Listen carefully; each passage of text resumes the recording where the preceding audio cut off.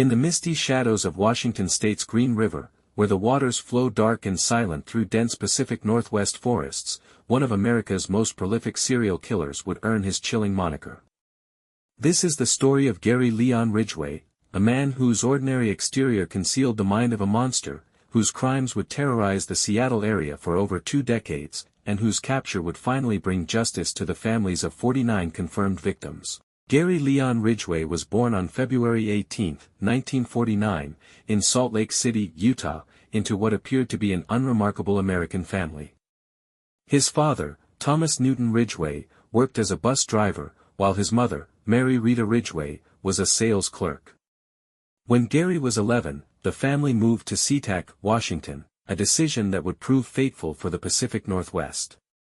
From the outside, the Ridgways seemed like any other working-class family trying to make their way in post-war America. But behind closed doors, young Gary was developing troubling behaviors that would later be recognized as the early warning signs of a disturbed mind. As a child, he was known to wet the bed well into his teens, a behavior that, combined with other factors, forms part of what criminologists call the McDonald triad of warning signs for violent behavior. More disturbing still were the incidents that would only come to light decades later. Gary would later confess to stabbing a 6-year-old boy when he was just 16, leading the child into the woods and attacking him with a knife. Miraculously, the boy survived, but the incident revealed the dark impulses already brewing within the teenager. When questioned about his motives, Ridgway claimed he wondered what it would be like to kill someone. School proved challenging for Gary, not because of behavioral issues, but due to learning difficulties. His IQ was measured at 82, placing him in the low average range, and he struggled academically throughout his education. He was often the target of bullies, which may have contributed to his growing resentment toward the world. Despite these challenges, he managed to graduate from Tyee High School in 1969, though his academic struggles would follow him throughout his life. After high school, Ridgway briefly attended community college before being drafted into the U.S. Navy in 1969. His military service took him to the Philippines and other parts of Southeast Asia during the height of the Vietnam War era. It was during this period that Ridgway first encountered prostitutes, beginning what would become a lifelong obsession that would later fuel his killing spree. The Navy seemed to provide some structure for the young man, and he served without major incident until his discharge in 1971. However, those who knew him during this time would later recall his odd behavior around women and his frequent visits to red light districts. Upon returning to civilian life, Ridgway found work in a truck factory, beginning what would become a surprisingly stable work history for someone harboring such dark impulses. In 1970, while still in the Navy, Ridgway married his high school girlfriend, Claudia Craig. The marriage produced a son, Matthew, but it was troubled from the start. Claudia would later describe Gary as controlling and sexually aggressive, with unusual and disturbing sexual demands. The couple divorced in 1972, with Claudia gaining custody of their young son. Ridgway's second marriage, to Marcia Laureen Brown in 1973, followed a similar pattern. He was domineering and had an insatiable sexual appetite that his wife found troubling. This marriage lasted until 1980, and during this period, Ridgway's behavior became increasingly erratic. He would disappear for hours at a time, claiming to be working or running errands, but neighbors reported seeing him cruising areas known for prostitution. The exact date when Gary Ridgway committed his first murder remains uncertain, but investigators believe his killing spree began in earnest in 1982. His victims were primarily young women involved in prostitution or those living on the margins of society, runaways, hitchhikers, and women struggling with drug addiction.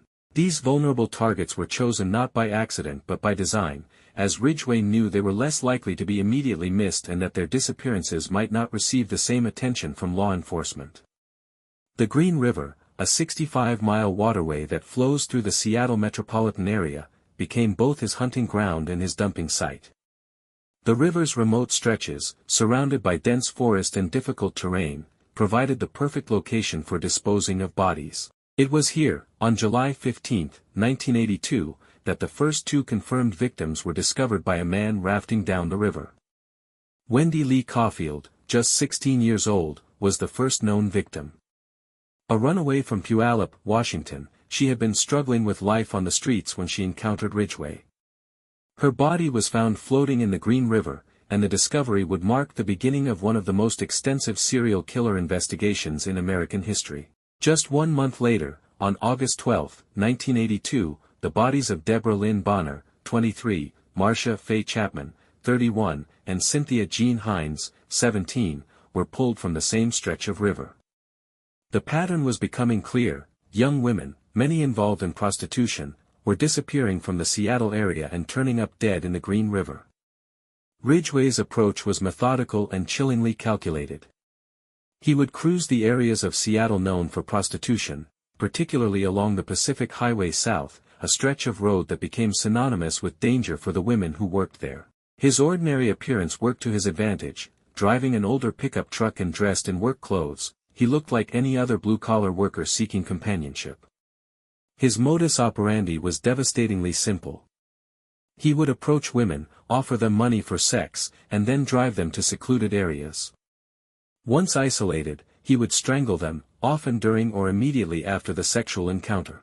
Ridgway would later claim that he killed his victims to avoid having to pay them, but psychologists believe the murders were driven by a much deeper pathology, a hatred of women, particularly those he viewed as immoral. What made Ridgway particularly dangerous was his ability to appear trustworthy. Unlike the stereotypical image of a serial killer as an obviously disturbed individual, Ridgway was soft-spoken, polite, and unremarkable.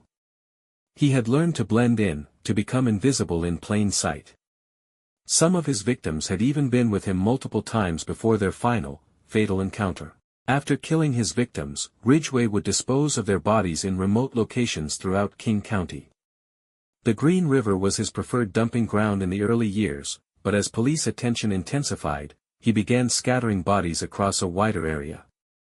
Some were left in wooded areas, others in ravines or abandoned lots. He would sometimes return to the dump sites to move bodies or to engage in necrophilic acts, demonstrating the depth of his psychological disturbance. As the body count rose, law enforcement recognized they were dealing with something unprecedented. The King County Sheriff's Office, led by Sheriff Vern Thomas, assembled a task force specifically dedicated to what was being called the Green River Murders. The Green River Task Force, established in January 1984, would become one of the largest serial killer investigations in U.S. history. Detective Dave Reichert, who would later become King County Sheriff, was assigned to lead the investigation.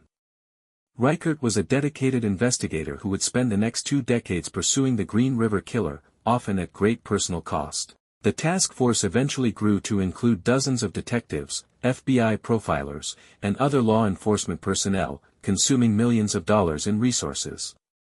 The investigation faced numerous challenges from the beginning. The victims were often women living on the margins of society, making it difficult to establish timelines and identify potential suspects. Many of the women had not been reported missing immediately, and some were never reported missing at all. The transient nature of the population around the Pacific Highway South meant that witnesses were unreliable and often unavailable when needed. Despite these challenges, the task force made progress. They developed profiles of potential suspects, conducted thousands of interviews, and followed up on countless tips from the public. The investigation was aided by the relatively new science of DNA analysis, though the technology was still in its infancy during the 1980s. Gary Ridgway first came to the attention of investigators in 1983, just 1 year after the killings began. A tip led police to question him about his activities in the areas where bodies had been found. During this initial contact, Ridgway seemed cooperative and even helpful, voluntarily providing information about his whereabouts and activities.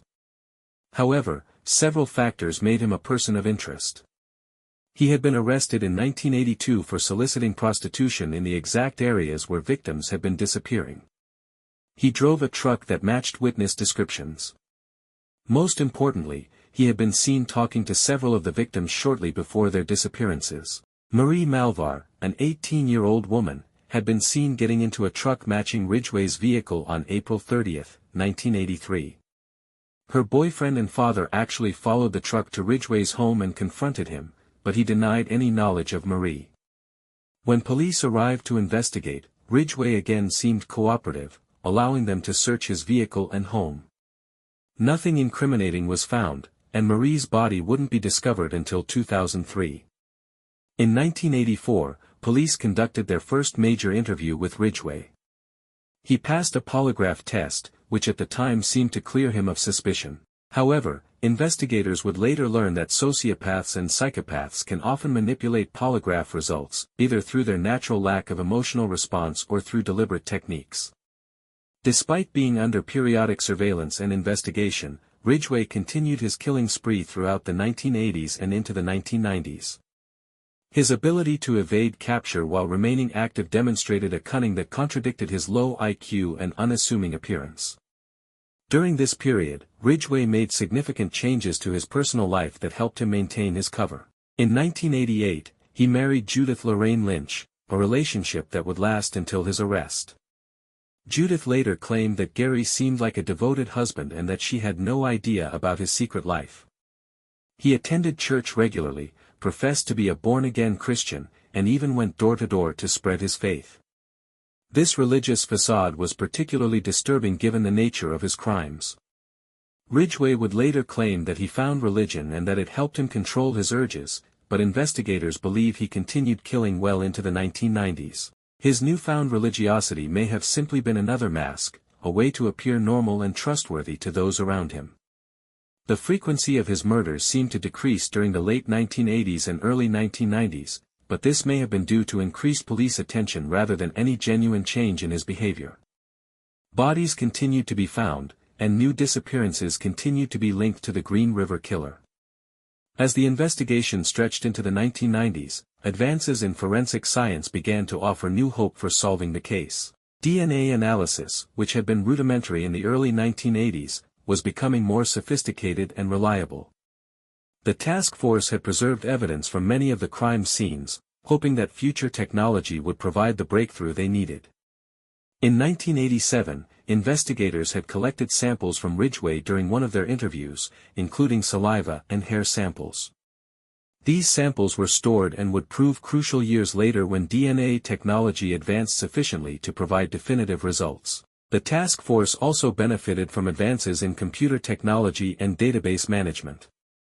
The massive amount of information they had collected, thousands of interviews, tips, and pieces of evidence, could now be organized and cross-referenced more effectively. This allowed investigators to identify patterns and connections that might have been missed in the earlier years of the investigation. Despite these technological advances, the case remained frustratingly elusive.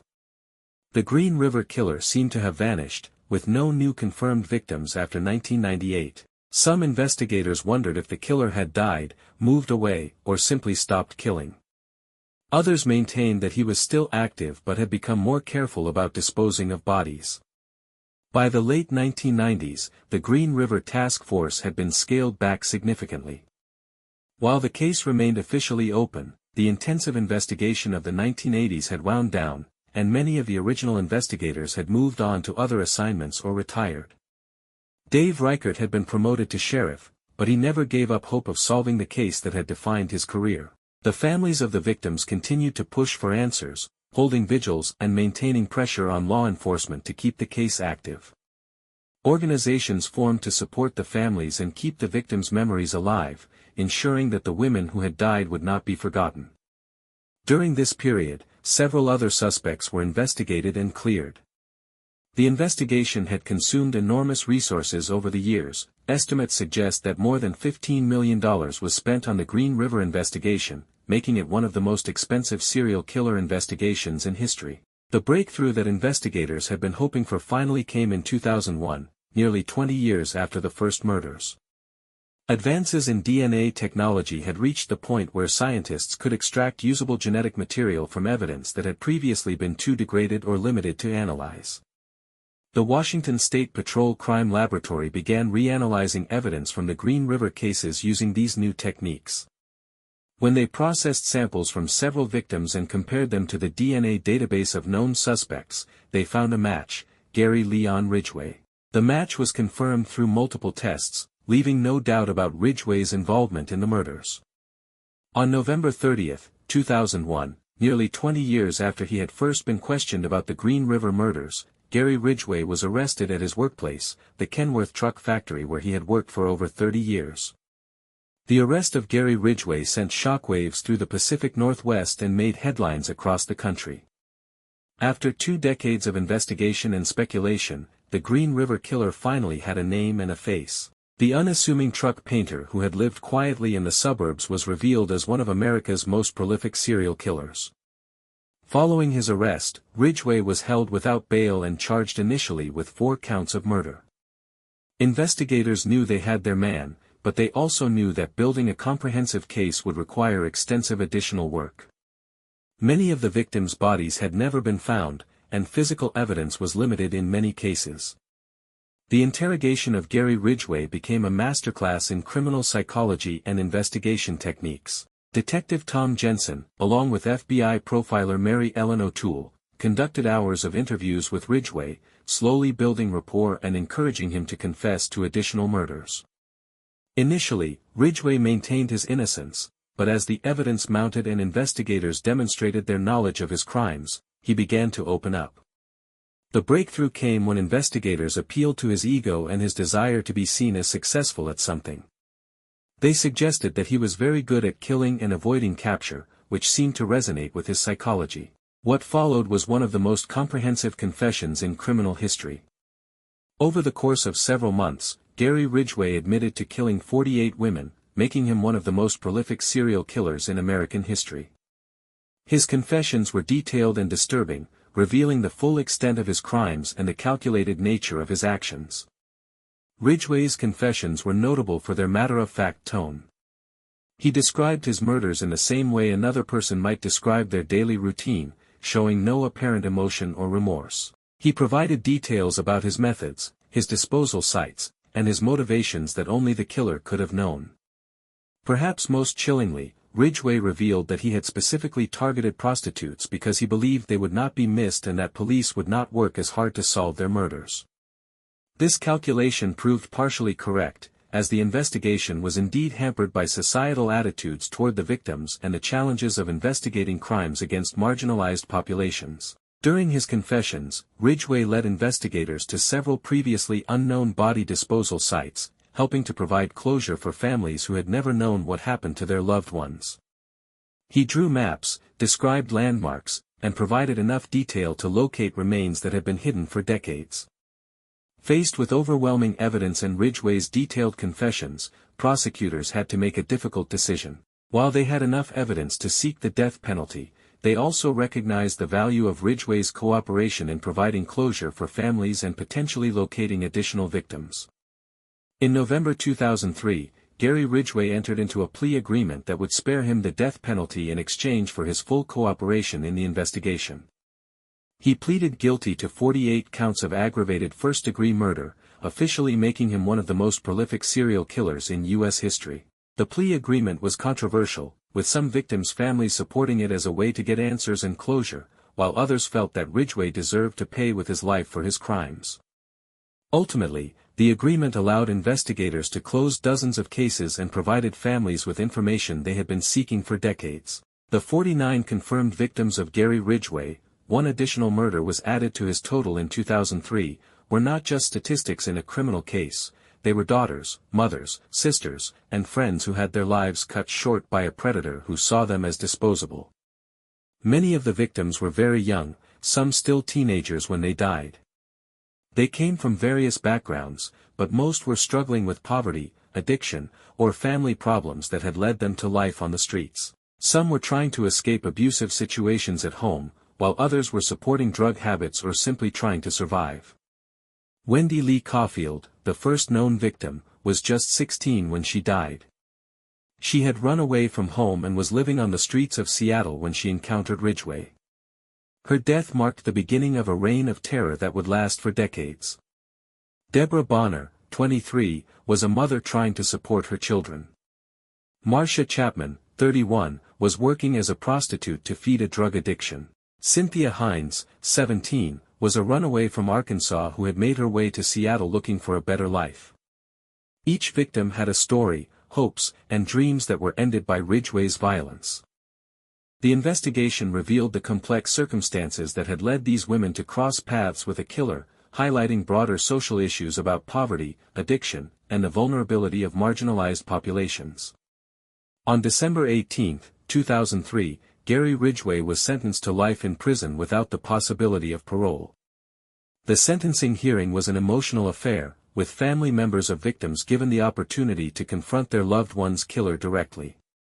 Many family members chose to speak, delivering powerful statements about the impact of Ridgway's crimes on their lives. Some expressed forgiveness, while others spoke of their anger and desire for justice. Ridgway himself made a brief statement, claiming to be sorry for his crimes, but his words seemed hollow and rehearsed to those who heard them. The judge, Richard Jones, imposed 48 consecutive life sentences plus 480 years for tampering with evidence. He noted that while the plea agreement prevented him from imposing the death penalty, the sentence ensured that Ridgway would never again be free to harm anyone. Ridgway was initially housed at the Washington State Penitentiary in Walla Walla before being transferred to the King County Jail System for additional interviews and court proceedings. He was later moved to the Washington State Penitentiary permanently, where he remains today. The capture and conviction of Gary Ridgway brought closure to one of the longest-running serial killer investigations in American history, but it also raised important questions about law enforcement priorities, societal attitudes toward marginalized populations, and the nature of evil itself. The investigation had consumed enormous resources and spanned 2 decades, highlighting both the dedication of law enforcement and the challenges of investigating crimes against vulnerable populations. The case became a study in persistence, with investigators never giving up despite years of frustration and dead ends. For the families of the victims, Ridgway's capture brought a mix of relief and continued pain. While they finally had answers about what happened to their loved ones, nothing could bring back the daughters, mothers, and sisters they had lost. Many family members became advocates for other victims of violent crime, using their experiences to help others navigate the criminal justice system. The case also had broader implications for how society views and treats vulnerable populations. The fact that Ridgway specifically targeted prostitutes because he believed they would not be missed highlighted uncomfortable truths about how certain groups are valued and protected by society. The case of Gary Ridgway has been extensively studied by criminal psychologists and forensic experts seeking to understand the mind of a serial killer. His ability to maintain a normal exterior while committing horrific crimes provides insight into the nature of psychopathy and antisocial personality disorder. Ridgway displayed many of the classic characteristics of a psychopath: superficial charm, lack of empathy, manipulative behavior, and an inability to form genuine emotional connections with others. His marriages were marked by his need for control and his inability to relate to his wives as equal human beings. His religious conversion, which occurred during his most active killing period, demonstrated his ability to compartmentalize his behavior and present different faces to different people. To his congregation, he was a devoted Christian; to his victims, he was a deadly predator. The fact that Ridgway was able to pass polygraph tests and maintain his facade for so long illustrates the challenges law enforcement faces when dealing with sophisticated psychopaths. His low IQ seemed to contradict his ability to evade capture for decades, suggesting that cunning and street smarts can be more important than intelligence in certain criminal endeavors. The story of Gary Ridgway is ultimately a tale of evil hiding in plain sight, of a predator who used society's blind spots to hunt vulnerable prey for over 2 decades.